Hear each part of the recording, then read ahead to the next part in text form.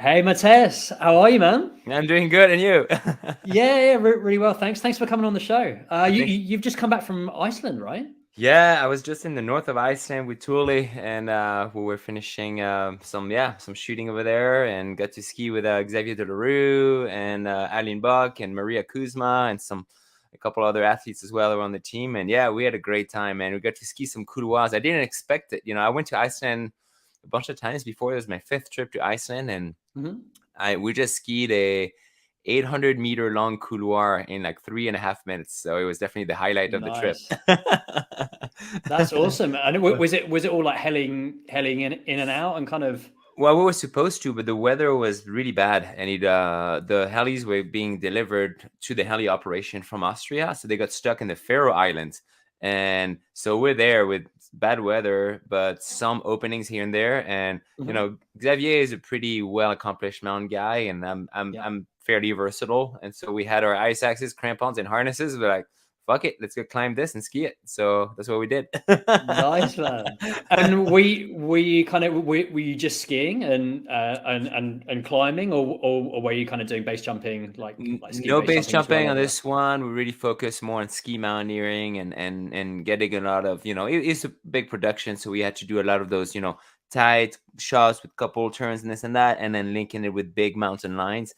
And so it was really cool because it was more like a ski mountaineering kind of project and trip, which I Yeah. really love as well. And for me, it's not just about, I know ski base jumping is kind of what gets the attention of the public and gets me, the views as an athlete and this like that. That's what people know me for. But for me, base jumping is just one more discipline in this whole just traveling circus of mountain sports. Yeah. I'd love to kind of jump into that in a bit as well to kind of talk about how that all began and the whole sort of multi-sport thing and like growing up in France and everything. And I mean like I guess going back, you started off skiing initially, right? And that's sort of from a young kid over in the Alps, and you were kind of like trying to ski as much as you could Yeah. as a teenager, sort of. Yeah, exactly. Pretty much. I mean, I was just a tourist at first. My parents had a vacation home in the Alps, and I'd go 2 weeks at Christmas and 2 weeks in February. And then sometimes I go there for spring break. But every summer I'd spend the summer in the mountain. It was our family home. That's where we went for Mm. everything. And if my parents didn't go, they would send me to a friend's house, and I would just work in the fields and stack up hay in the summer. And so I became a mountain kid by adoption. And pretty much by the age of 9, I just knew that I was going to be a mountain dude, and I wanted to base jump and do all these things since I was 9. I started skiing at 18 months old, and then 11, I got the opportunity to start doing national championships through the ski Mhm. school, which was like this kind of like a weird back entry to get into this. I wasn't like the classical mountain kid from the ski team. I kind of whizzled my way in through slalom and GS, and then I got in the top 10 for national championships of ski schools, which qualifies me for the real national championships. And then that opened the doors. And then eventually I worked my way up, and by age of 13, I got accepted in a ski academy program in the Alps through the public school system, which was great because it doesn't Okay. cost any money. As long as you're accepted by a team, then it's taken care of. And I live with friends, and so that's it. And then from age 13 to 19, I spent Christmas every year with my friends without my family. And so I could just ski. And so I steered my life in this direction from an early age, even though I had none of the, I guess, contributing factors for it by being a mountain kid. I had a vision. I wanted to get there, and I made it happen. So. Did your parents like were they supporting you, or like were they into it as well, or they were like, They're skiers. They started late, in their 30s or whatever, skiing, and it okay. was something they really liked. And I'm the last one of 4 kids, and all my sisters ended up being skiers, but just on holiday, and they're all good skiers. They're just passionate about it, but not. They didn't choose to make their life. I mean, for me, it was just growing up in the Alps part time, I guess, and hearing about all these mountain legends and these heroes in Chamonix and all these places. I was so inspired by what these grown men were doing. They were full on taking crazy risk, putting their life seemingly on the line, but but achieving these impossible projects and going on these quests that seemed suicidal to everybody else, but they would do it so perfectly. For me, it Yeah. was so inspiring as a kid to be like, these guys know what's up. They understood the value of existence and living and pursuing your dreams and your passion. They're not focusing on just having a good job and driving a nice car. They Yeah. understood the fourth dimension of life, and that's what I understood at an early age, and it inspired me so much that for me, I just that became my archetype of, I don't want to say manhood because I don't want to diminish this to a gender thing. I think for me it was the epitome of what it means to truly live as a human. So, Yeah.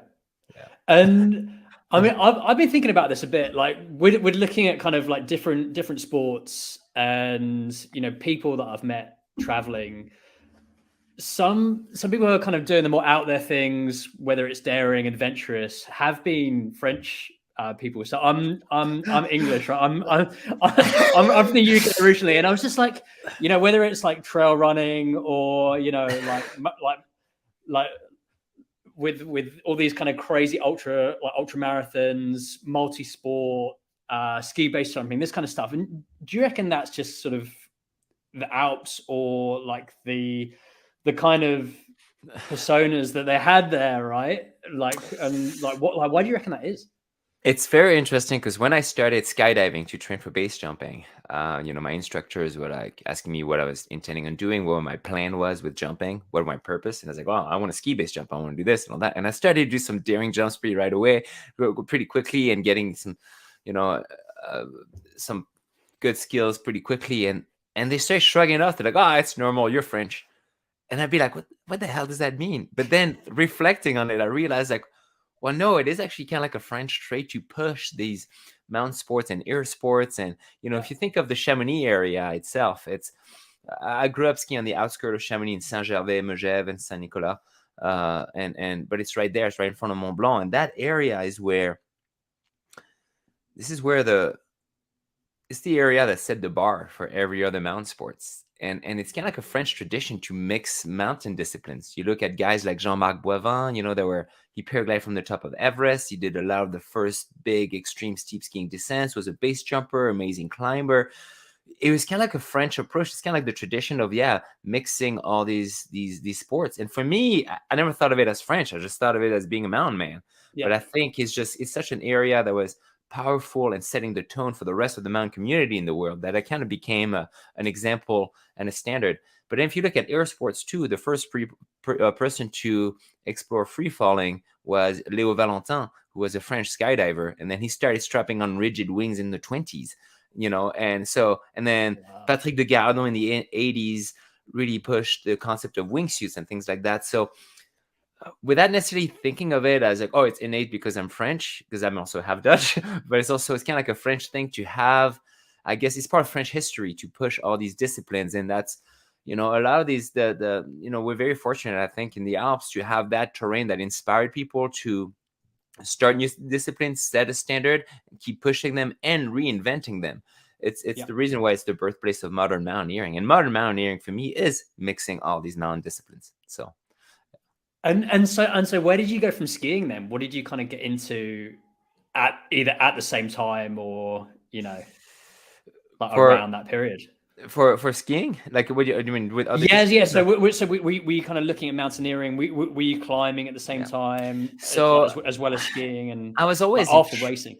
Yeah, I was always intrigued by it, but I was always a horrible climber. It's just when I was at ski academy, a lot of my friends, their parents were guides or ex-climbers, and so they just kind of took me along. So I ended up just starting to climb and things like that, but I was never really good at it, but I did what I could to get by. And so enough of the skills to have like some kind of a foundation, but I was never a classically trained alpinist. But through free skiing and doing free ski comps and ski base jumping and accessing more and more difficult things to ski, I ended up falling into the realm of alpinism without being a classically trained alpinist. I think, you have crampons and ice axes and a harness, and you're like, if I slip, I fall and I'm dead, and you're like, okay, well, let's go. That's what we have to do to ski. And so you just end up kind of doing it. And it's just kind of, I just became I have a hard time even calling me an extreme alpinist because that's not my classical background, but I became an alpinist by default and an endurance athlete by default just because I'm the skier. So you basically you went from racing and then you started doing free skiing competitions, and were you then sort of thinking, okay, you can try and like make this your career, or kind of this is basically what you wanted to do, and like how, like what was the journey? I didn't, being a pro athlete was always a dream, but I never thought really would actually happen. And I went to ski academy, raced. I knew I wasn't like national ski team material because I wasn't, placing enough in comps. I got on a few podiums, but I was always third place. I wasn't the guy winning. You know what I mean? Yeah. But somehow I knew there was something with my skiing that was developing. By age 16, I would just rip a whole face, make big GS turns, throw a big backflip in the middle of the line, and then 360 over a bunch of trees, and just do that over and over again. And then I just had this ardent fire inside to just ride the mountain like a huge racing course and throw a bunch of stuff in the middle of it, which by now is completely normal. But I'm 38, 22 years ago, not many people were doing this. And I was really lucky. I'm not calling myself a pioneer. I was just, that spirit of skiing was fostered by my ski coach and things like that. I was just exposed to it with the right people, and then just had this hard desire inside of me to make that happen. And somehow I just, ended up just, making the whole mountain a playground. But then, you start jumping off cliffs and doing tricks, and then you just going one step, after another. It's just a natural progression. And I always wanted to base jump. And then later on, I started to skydive and base jump, and I wanted to ski base jump since I was 9, and then was lucky enough to meet Shane McConkey in the US, who kind of steered me in that direction. And then adding a parachute to it was the next logical step, because the landing started to hurt, but I wanted to go bigger and bigger. So adding a parachute was just the perfect evolution to turn big mountain skiing into double XL, big mountain skiing. It's by adding a parachute on your back, you can explore terrains and ride it like big wave surfers. They start getting towed into waves that were too big to paddle into. Well, now I just throw on the parachute to ski things that are too big to survive, and all of a sudden you can do it perfectly. The technology works. Just chill, make it look good, and go fast, speed, and confidence. And when you like when you met Shane, was that when you were when you studying over in the US?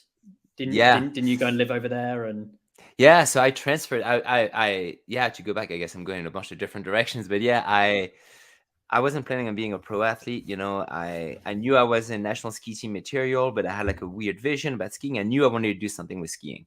And then I was just kind of fucking around in school, and then a student counselor was like, "Man, get out of school. Don't relapse or redo your years. Like, you're gonna be held back by the French system. Just get school out of the way, go to business school, get a degree, and try to do something with skiing with that." And that actually being one of the best advice that I had, because I joined a really good business school while getting my ski instructor license and working in the Alps. I blew my knee, recovered, came back, this and that, and then I had the opportunity to transfer to a university in Colorado. And the plan for me was to get business degree and become a CEO of a ski resort by the age of 30.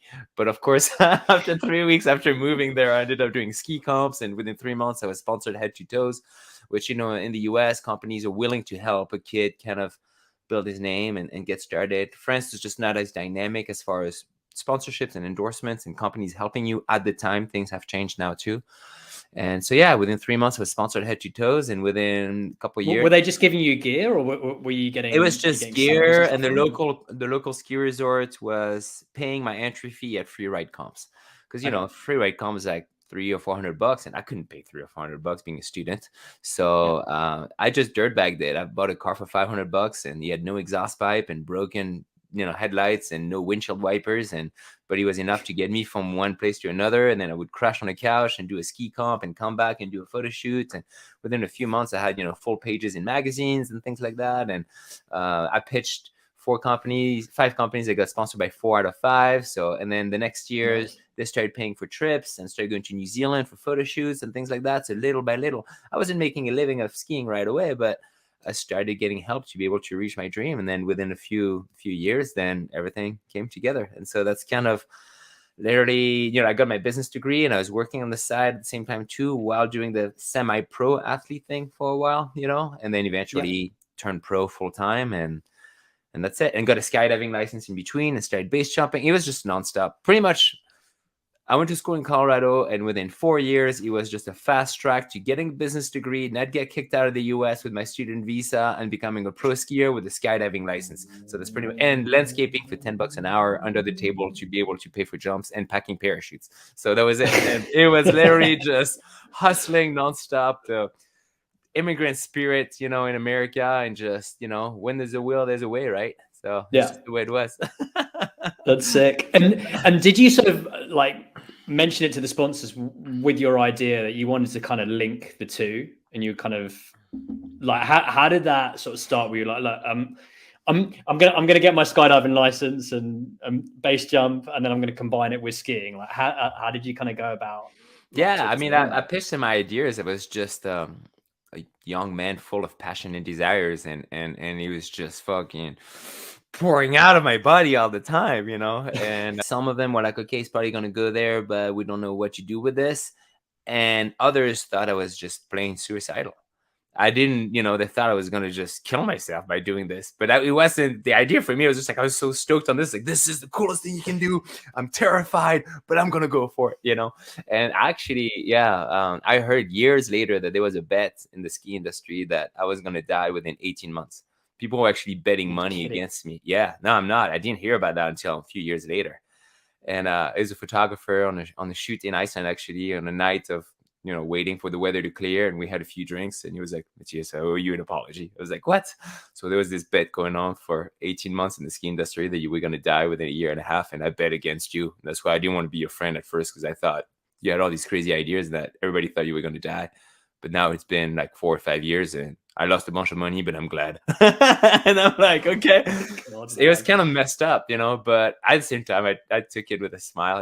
It's, I think when you have an odd vision, you can't expect people to understand it. The only thing you can do is just, and you don't do it to prove them that you can do it. You do it because you have to. This is the direction you want to take. You have passion and ethos and purpose and direction, and you're going to do it. And whether people understand it or not, you're setting the tone, and that's what it is. And you're not setting the tone for yourself or somebody else. You don't have a choice. This is the path that is so powerful and magnetic that it cannot be ignored. It's like falling in love. You fall in love with someone, and you might think of all the reasons you shouldn't be in that relationship, but at the same time, you're gonna be like, I got to do this. This is where I got to go. So that's it. Do you think they changed their mind like years later? Like that photographer mate. Do you reckon they're kind of like they saw everything that you have been doing? Yeah, and then they kind of, it's not like it was bit by bit, right? And you kind of you just doing these things and kind of building up and.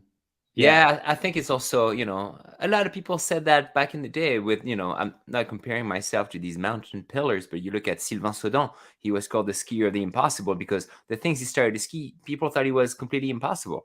And then all of a sudden he was doing that all the time. And so it's about having a vision and setting a standard, right? And then once you repeat it, then they're like, actually, it completely makes sense. We just didn't see it at first. And so you can't necessarily, you can't be delusional. But you can't also let people just taint your vision either. You have a vision. If you dream about something, it means that there's a way to do it. So think about how to do it pragmatically and sustainably. And that's what I think I was able to do. And somehow it worked. So. And I mean, take me back to the first time that you did one of the first ski base jumps. I mean, how were you feeling like going through all that, knowing that you were going to do it and you were going to commit to it? And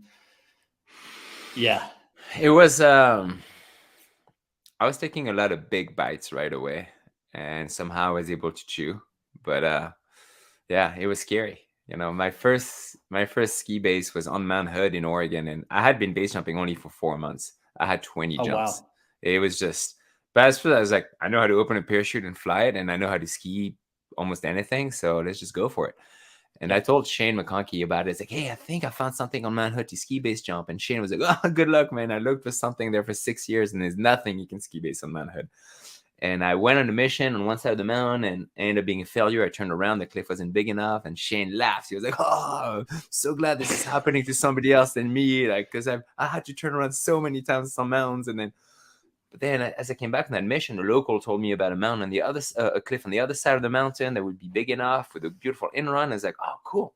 And then the weather opened up, and about a month later, and so I went for it, and then. I called Shane the night before and I was like, "Hey, I think I found another cliff on Mount Hood. I'm going to give it a try tomorrow." And he was like, "All right, man, just hit it like a normal ski jump, open your parachutes and don't die." And that was the only advice that I had from the man himself. And I was like, "All right, okay, I got this," you know. And then, I showed up and I boot pack up the mountain forever and went to the edge of the cliff and lasered it. And I was like, "Wow, it's tall enough." And there was no wind. So got in position. I had a couple camera guys, and I remember having the radio, and it took me forever to relax. And I think they were getting impatient. And the camera guy was like, "All right, man, we're ready whenever you are. Just give us the count." And I was like, "Okay, give me 2 minutes." And I was just like breathing so deep, you know, trying to relax. And I was so scared. And I was like, "This is it. This is the moment that is going to make your, in a way, determine the rest of your existence. You have to ski to this point of no return and make it back from there." But it was the first time I was like, this has a chance of ending it all as well. But I didn't see it as a potential end. I saw it truly as like the real beginning of what I built up for my whole life, you know, from hitting a first high dive at 6 years old to doing my first jumps on skis, to going to ski academy, to learning to skydive, to doing my first base jump off a bridge. It was right there, right now. So you can't turn around from a moment like this when everything is lining up and, you know, the wind is perfect, it's beautiful, and the top of the cliff is big enough and the snow is fine. And so just go for it. And then, I gave the count and dropped in, and making those first few turns was difficult, but all of a sudden within 3 turns, it's like, man, it's just like another day skiing. It's all good. Pick up some speed, open up, and go for it. And all of a sudden the edge came. It was like, whew, just went off and looked under my skis. Had 250 feet or something. I was like suspended in midair, and just the relative wind was the one thing that's the hardest, because there's so much air resistance from going so fast and jumping so far and so long that I was kind of like flailing with my skis all over the place, but still staying somehow maintaining my stability. And then pulled my parachute and just waited, and then it opened, and I was like, "Oh my God." And then it just landed, and then that's it. The next day it was, my phone is blowing up with calls from Good Morning America and CNN and everything. And oh wow, I didn't do it for that, you know. I just wanted to do it because I did it, and then I wanted to do it, and then did it, and got some images. But he was the first ski base jump of Mount Hood. He ended up being showcased by the media as like a historical jump because it never happened there. And then that just kind of got the ball rolling. And after this, I ended up somehow doing a bunch of firsts. And that did that change everything? Would you say like that jump then? That jump changed everything. Yeah. That was my first ski base jump, and he ended up being a slam dunk in the media. And then I called Shane right after I led it. I was like, and he picks up, and he I didn't die. Yeah. And he was like, "Hey, Matthias, I don't have time to talk. I'm scouting a building for a Red Bull event right now, and I don't have time to talk." He said, "Oh, I'm sorry, Shane. I just want to tell you, I just ski base jumped off Mount Hood." And then he went, "What?" And then there's a bunch of people. I had a bunch of friends that were with him at the time, and they said apparently he became all serious, walked away from the crowd. And he was like, you just did what? You ski based Mount Hood?" And like part of him was pissed because this young little punk, 24 years old, coming out of France out of nowhere, who we just met once and just ski base jump from a mountain that he tried and never finished, you know. And by the same time, he was really stoked to kind of see that his legacy was being, you know, passed on, and that he, and after that, Shane and I talked every week pretty much until he passed, unfortunately. But it was a cool day. His reaction was great. He was like, "You did what?" He was awesome. and then were you thinking like about other first ascents, or were people coming up with ideas, or were you sort of thinking about them yourself? Or most of them I had some people pitch me some stuff. But most of them were, ideas that I had. You know, I'd travel for a jump and then start seeing something else and be like, "Oh my God, there's this who can do it," and then adding it to the list, and then the list ended up being bigger and bigger, and I started crossing things off more and more. And then last thing I know, I'm jumping off the Eiger, which was done before. I was the fourth guy to ski base the Eiger, but not the first. But then that inspired me to go and then jump off the Matterhorn, which I ended up being the first one. It ended up being a shit show, but somehow I survived. And then after doing the Matterhorn, it's like, wow, now I got to ski base Mont Blanc. And then just things got rolling, and then I ended up just being a bunch of firsts like that. But honestly, yeah, nobody ever put pressure on me. Nobody was like, oh, you have to do this. Sponsors have always been super respectful because they also know that the consequences are real, and that, you can get hurt or die. And so nobody's putting pressure or breathing down my neck. And I even have sponsors that are like, listen, we sponsor you for skiing, not even jumping. If you do ski-based jumping, that's super cool. We enjoy all this. I think a lot of people around are sometimes scared. Like before I ski based off the Matterhorn, I was at the airport later, I had sponsors, 2 or 3 sponsors calling me, telling me to maybe not do it because they couldn't see how it would be done. It's like, no, I think I can do it. I barely did it, but somehow it worked out. But so it's been, again, it's kind of like when you have an odd vision that is seemingly unforgiving, you kind of have to trust your gut and go for it, but without falling into hubris, and the bravado of what you're doing, because it's not about doing it for the ego. If you do it for the right reasons, actually your ego diminishes, because it's not humble to call yourself humble, but it's like humility is earned through putting yourself through the grind, and I think I think it's the more I do it, the more I know my place, I think, and I truly enjoy that. And why were you doing it, I guess, at the beginning, and then what made you continue? Well, originally it was, childhood dreams and desires for me. I thought it was the coolest thing ever. And then that's when I accepted the risk and the idea of what I wanted to do with my life, but I didn't commit to it until I was 18. And it was after my sister committing suicide. And I was at her funeral and walking away from the funeral. And that's when it all clicked to me. It's like, listen, she didn't have this why to live for, no matter what she was enduring, and she didn't have these existential pillars. And I was like, you already have these. Therefore, this was almost an infinite source to find the necessary courage to be able to honor these passions and these pillars. And so a very traumatic event, like losing your sister to, suicide. Plus, I was 18. I recognized the body. I put myself through all this stuff, and Mm-hmm. I had like some flashbacks for 10 years and started getting panic attacks after that and things like that. But while it was a brutal traumatic experience, it was also a strong foundation to be able to reach such a unforgiving and sometimes gruesome quest, and do it right. So it was, so that traumatic event ended up being a very positive source of inspiration, which also makes you reflect on the value of cognitive reframing, using a negative and shaping it as eco-positive, and using that as a foundation for the next stepping stone in your life. And I think that's something that I've realized along the way, is that everything is a stepping stone for the next step. And even what feels like a reset at the time, or like a setback at the time, is really only a reset. So,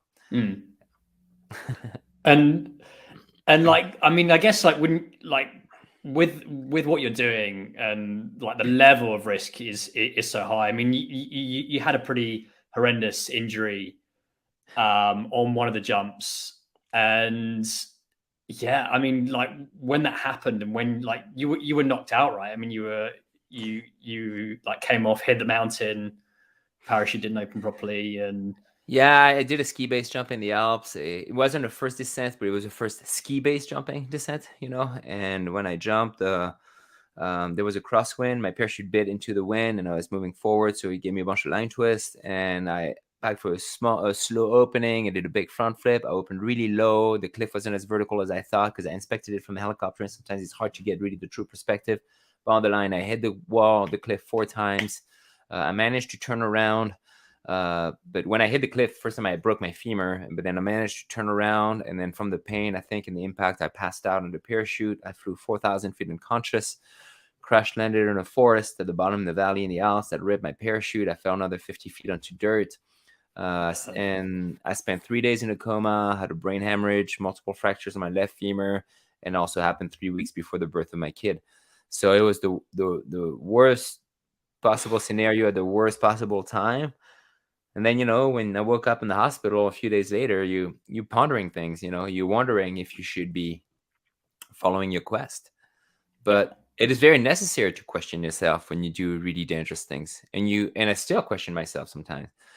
But I question a lot of the foundation of it, the ethos. And that's when, the reason why you do things, the ethos is super important because it is the foundation of everything. And if you have a strong ethos, you'll be able to carry on.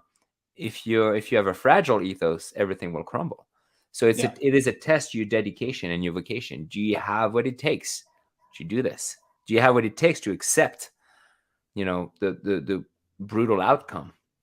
And while I was laying in the hospital bed at the worst possible time, trying to go home to my son about to be born, things like that, like I pondered on all these things. It actually solidified my vision. But then I had to start the the brutal journey of rebuilding myself, But it felt again like a huge setback at the time. It's like, damn, I was cruising. I was doing, stunts for Apple, and then, and doing really well, having sponsors everywhere, to just being full on crushed in the Alps like a rookie, and but yeah, somehow I was really lucky. None of my sponsors dropped me because of this. I lost one sponsor, but it's more like a different kind of business direction, and he wasn't like really a main sponsor. All my solid main title sponsors all stood by my side and took the time to still help me while I was recovering, and was able to come home just on time for the birth of my kid. But it took a while to rebuild myself. But this was really necessary because I think I'd set such a high, audacious standard for my endeavor and my feats and how I wanted to do them, that I think it was a call back to order and be like, okay, here's how you need to reframe right now. Yeah. Not give up, but reframe. And that's what I did. And I was able to rebuild myself. And then 6 years later, I went back to the mountain where I crashed and finished it. And 3 months later, ski base jump from the top of Mont Blanc and finished the trilogy Eiger, Matterhorn, Mont Blanc, and set a world record. So it was great. And were you going through the motions the whole, like as soon as you kind of gain consciousness, were you sort of going through ups and downs of, actually like questioning things? Or did you just think, okay, like you always had this vision, this is what you're going to do? And yeah, I questioned for 2 or 3 days. I think it was kind of like in a traumatic / delirious state, coming out of the coma. I was like, oh, maybe I was saying things like, oh, I'm going to quit and I'll quit and I'll start selling real estate and I'll just ski for fun, but then as you ponder things and your mind gets, falls into place again and you get the ideas straight. Within 3 days, I was like, I'm going back. I'm going to finish that mountain no matter how long it takes. But then when I came back, I started reflecting on the mountains. Like I was skydiving. It took me 3 months to walk, 4 months to skydive, 6 months to base jump, a year to ski base jump. So I was doing this, but then I kind of gave up on the idea to returning to the mountain where I crashed. I was like, okay, some things are better left alone. It's not a perfect mountain for ski base jumping.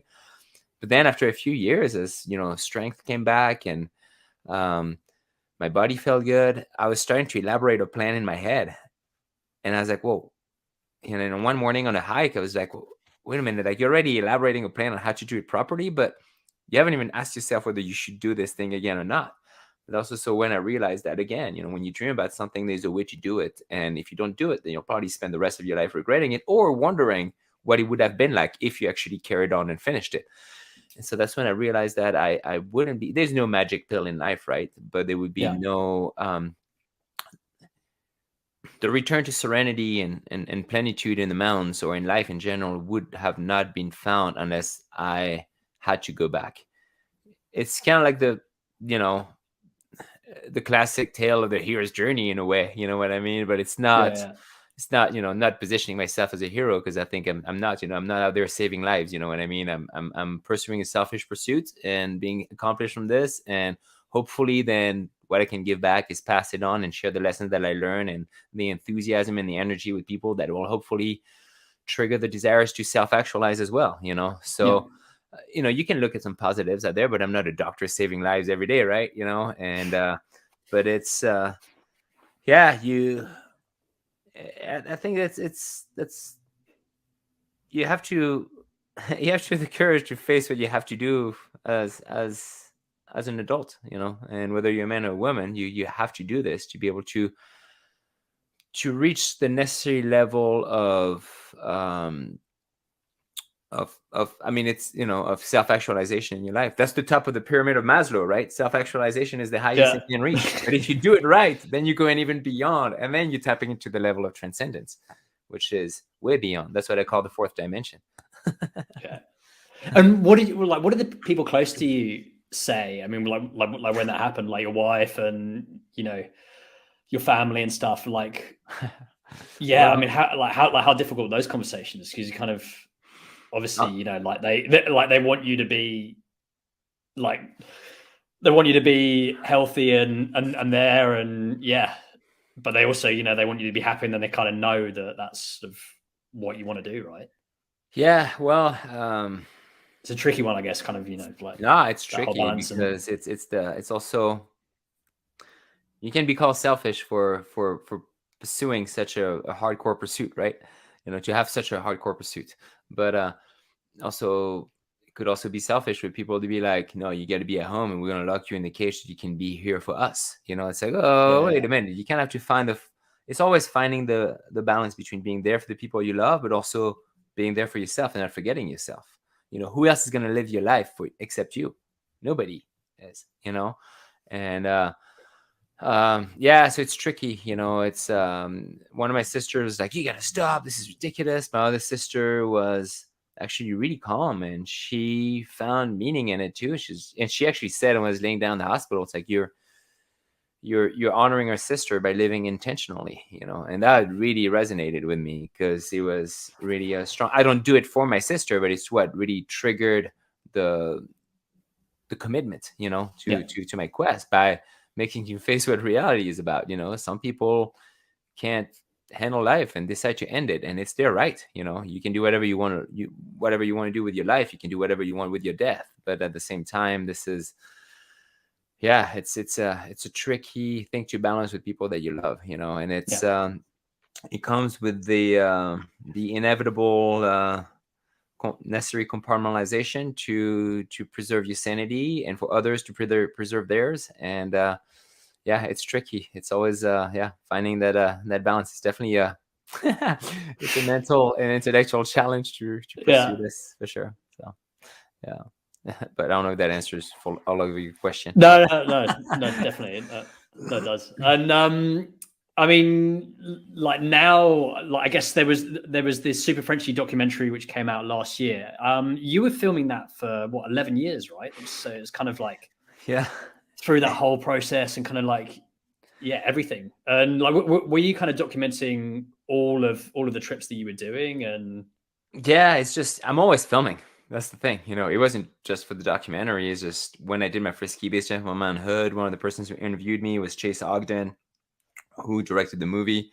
He was, we're the same age, and I think naively after the jump, he was like, "Hey man, we should do a movie together." He always dreamt of making a movie, and I was like, "Yeah, sure, let's do it." And thinking within a year I'd have an awesome documentary, and I'd be, cruising with my own documentary. But then no, it's just, you can't force the storyline. The storyline have to take its time to unravel on its own. That's why it took 11 years, but we kept documenting the whole time, and documenting on the jump or the journey. And then I would just send hard drives to Chase, and he would just craft a story. And yeah, keep in mind, it's someone else's interpretation of my own life, right? And he did a great job with the documentary. I would have approached a lot of things differently, especially the family life and the effect on people around you, things like that, but he focused mainly on the athletic journey, which I respect. It's totally cool. He did a great job, but yeah, so it just took a while for the story to come together. But eventually, I just kept filming the whole time, and I submitted 430 hours of footage, and he had to sort through all of it like a librarian. And I think every minute of editing for the movie took 7 hours or something like that. I can't remember. So it took him forever. And the movie is 77 minutes long. So it's a full feature film. Nice. Yeah. And yeah, what are you kind of working on now? So sort of after all these first ascents, have you kind of got any more that you can talk about, or there's any sort of projects coming up? Yeah, so I'm leaving. I just got back from Iceland. I'm leaving in 2 days for the Alps. This is kind of the high time of my season right now. My season really everything happens between March and June. Since I'm doing more and more mountaineering and alpinism, I get to go higher and higher and ski things that are harder and harder to access, or harder and harder to ski or jump. Yeah. And so right now I'm getting ready to go back to the Alps to do hopefully a couple first ski base jumping descents, and then I'm gonna do some live ski base jumping descents at an event called the Back to Back Free Ski Invitational. So it's a freestyle backcountry event that where the top 30 or something like that European snowboarders and skiers are invited to have pretty much a jam session, and it's right in front of the cliffs where we shot the avalanche cliff jump for GoPro. And so I get to do some live demos during that, and I have a couple other things in my pocket that I'm trying to do when I go over there. So yeah, stay posted. Hopefully you'll see some cool stuff on the internet, but I don't want to add unnecessary pressure and say what I'm thinking about doing before doing it, because I'm already sweating profusely just thinking about it. When you all get together, how's that? Like, is that completely different when you go with a crew and there's a few of you, like, when you've got an event on and you're all going to be base jumping and you're skiing, and would you say, there's a bit of bravado and you may be pushing it a bit more than you would if you were on your own? Or I think that's the difference between that's the difference between being a pro and being an amateur. No. It's when I started jumping and started doing demo things or shooting, and Miles Dasher, who's one of the best base jumpers in the world, I had a few jumps, and he was one of the guys who advised me, and he was like, "Hey man, don't ever try something new when you're doing a demo jump." Okay. And you can do that on your own when you're filming and when you're training, but on demo jumps, you always stick to what you know what to do. You can still do some very daring stuff, or maybe you can try something new on that particular place or feature, or something you know what to do, but that you haven't tried in that particular place. But you don't want to get carried away for the camera or the people. You do it. First of all, I always make abstraction of the outside noise, and outside noise are people screaming or cameras rolling, and you're just focusing on what you're doing. And because when you're trying to take big bites and just getting carried away in what you're doing, it's an easy way to obviously, get hurt or die. And when you're really, really cutting it close and you feel like you're not fully in control or executing like you envisioned it, you don't enjoy your jump. My goal is to not put myself into just a survival mission. My goal is to stick it and do it smoothly and be completely relaxed and having a great time while I'm doing it. And so, but an event like that is great because a lot of the time when I ski base jump, I'm that one guy way out in the mountains, and I might have like an earpiece with a radio, to the cameras that might be in a helicopter or on the mountain across on the ridge with long lenses, so you're alone. You're fully alone. But there it's cool because you have the audience and all that. You kind of have this invisible yet palpable connection with them. And they can be at the front seat, and you can share your passion with them. And it's really, really cool for people to witness a ski base jump, because it's a rare thing to see. And and for me as a ski base jumper, it's, when you have a passion, the first step is to live your passion, and the second is to be able to share it productively with people, and being able to share it like that, and meet them after and share some of your reactions and ideas, and it's really cool. So I love that exchange with people. But you don't do it for the bravado. You do it for the constructive and communicative and connective exchange. So yeah. And where do you see the sport going? I mean, is there kind of like any sort of advancements within the equipment or within technology that can kind of, are you now looking at different lines where you go higher, looking at different sort of sketchier routes, things like that? You sort of think that you maybe wouldn't have done, say, 10 years ago? Yeah, for sure. I think, the weight of first of all, the performance of skis and the weight of skis while still maintaining like the skis that I have behind me is this is a specific ski made for steep skiing. And that's the same skis I used on the Mont Blanc jump. And I love that ski because it still has like a metal structure, and it can still, ski really powerfully some terrain that normally before you wouldn't have been able to carry skis like that at altitude, or you would have had to carry like some big freeride skis that weigh a ton, you know what I mean? So now, in the advancement of lightweight technical bindings as well, and boots, and everything has been so fine-tuned, and it's almost like you find the right balance between the weight and performance. So that's very helpful. And the same thing for parachutes. You have really streamlined, parachutes that are really light and performant, and all the gear. It's just like it's come such a long way. But the problem is also when you're mixing discipline like skiing and base jumping, often I have to create some of my own custom stuff. And so I've worked with Thule, for example, has made me some custom bags so I can carry my parachute, but also all my ice equipment, ice axes, crampons, but carry my skis, but still have like a waterproof pocket in there so I don't get my parachute wet, things like that. So you kind of have to figure out, things on how to do it. And especially when you, again, mixing, mountaineering, alpinism with steep skiing and base jumping. And so that's the direction that I'm taking. And I can't, really say how the whole sport is going to evolve, because, it's a combination of sports, so it's like the outcomes. There's so many things that could come out of this. And it's, but for me, really, the direction that I'm taking is the route of heavy mountaineering and alpinism to steep skiing and base jumping all at once. I love that journey from the mountain, from the ascent to the descent to flying out and then going home.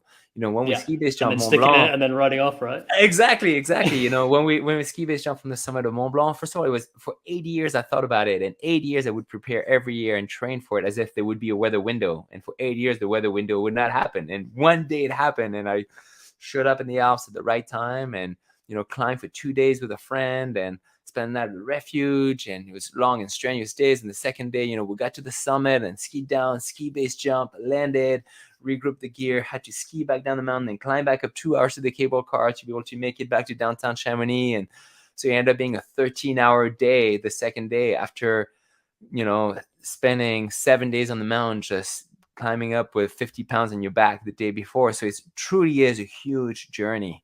And that's what I enjoy, because when you come back from these journeys, it's an existential quest. You go up with